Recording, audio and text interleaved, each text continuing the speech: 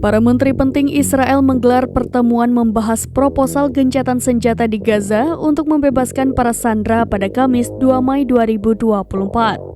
Mereka juga membahas prospek penyisiran tentara di kota Rafah. Seorang sumber mengatakan rapat kabinet perang Perdana Menteri Netanyahu dijadwalkan diikuti dengan pertemuan kabinet keamanan yang lebih luas. Salah satu pejabat Israel mengatakan ada asumsi di antara para pemimpin negara tersebut bahwa Hamas akan secara resmi menolak tawaran terbaru untuk kesepakatan penyanderaan dan gencatan senjata.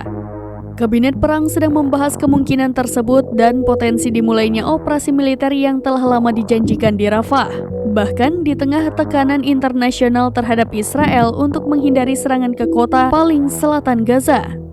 Peringatan seorang pejabat Hamas bahwa serangan terhadap kota tersebut akan menggagalkan perundingan untuk mencapai kesepakatan. Sementara itu, pemimpin Hamas di Gaza Yahya Sinwar yakin ia bisa selamat dari serangan militer ke Rafah. Perunding Arab mengatakan Sinwar diperkirakan akan menolak kesepakatan apapun yang tidak mencakup jalan yang kredibel untuk mengakhiri perang. Sinwar mengatakan bahwa semakin lama ia menunggu, semakin besar tekanan internasional terhadap Israel dan aktivitasnya di Gaza. Ia juga memperkirakan adanya konflik dalam pemerintahan Israel yang pada akhirnya akan memaksa Netanyahu turun dari kekuasaan. Mayor Jenderal Tamir Haiman, seorang pemimpin Hamas, membocorkan percakapan Sinwar.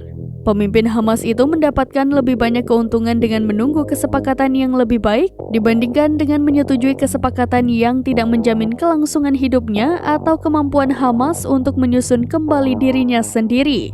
Netanyahu awal pekan ini mengatakan Israel akan melancarkan operasi Rafah terlepas dari apakah kedua belah pihak mencapai kesepakatan gencatan senjata atau tidak.